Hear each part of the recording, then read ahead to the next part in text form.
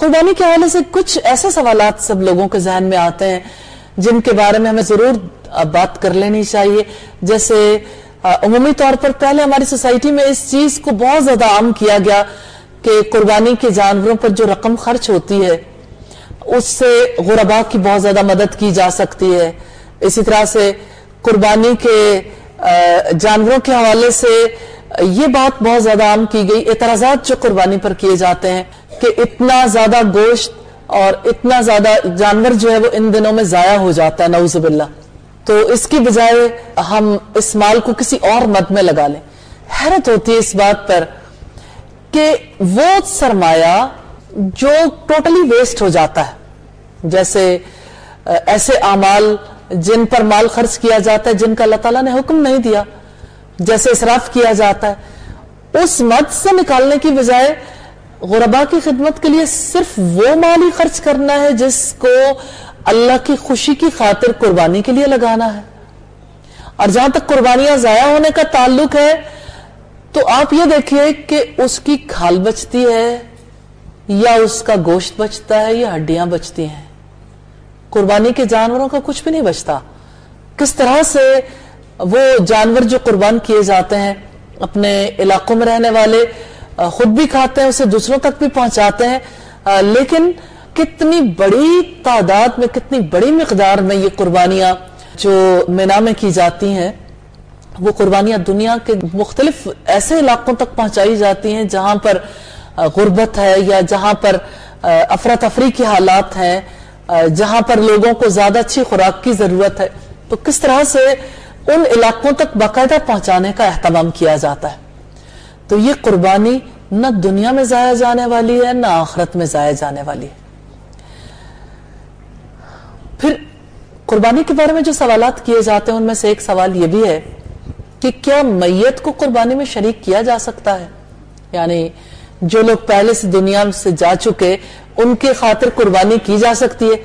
سیدہ عائشہ رضی اللہ تعالی عنہ سے روایت ہے، یقیناً رسول اللہ صلی اللہ علیہ وسلم نے سینگوں والا ایک مینڈھا لانے کا حکم دیا جس کے ہاتھ، پاؤں اور پیٹ سیاہ ہوں.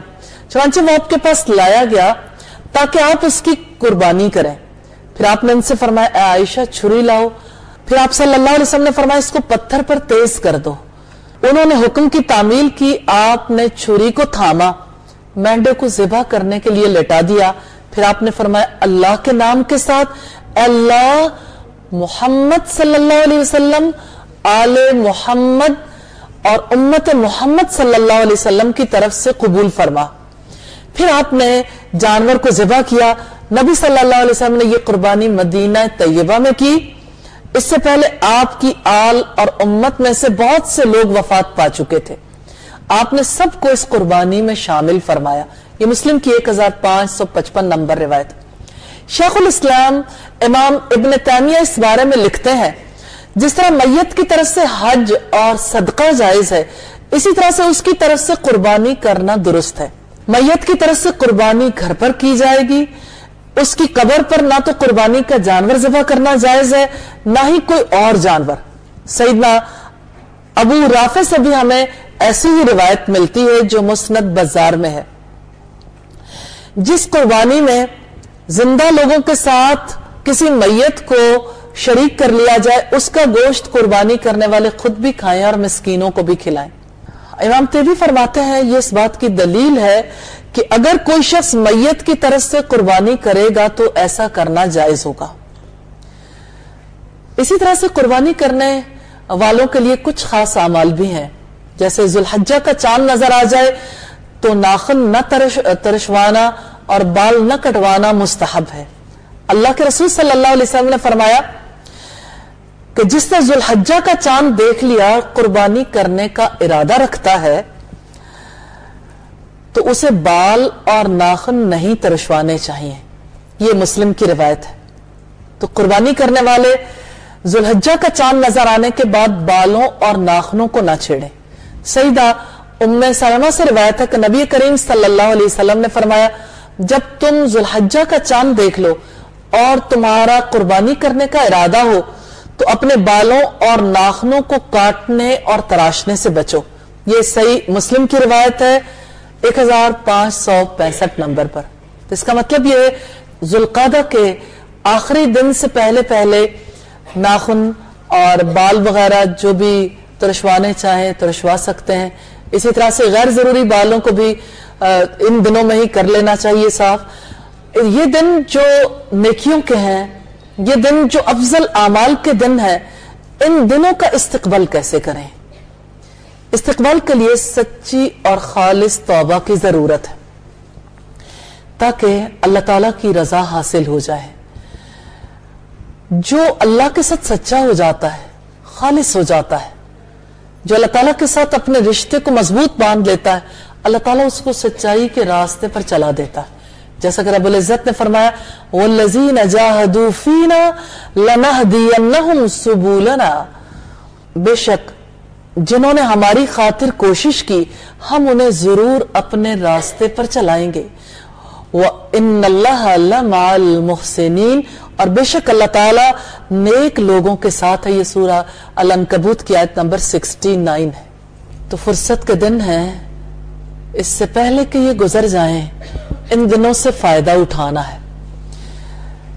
ایسا نہ ہو کہ وقت گزر جائے بعد میں ندامت ہو، بعد میں وہی وقت حسرت بن جائے.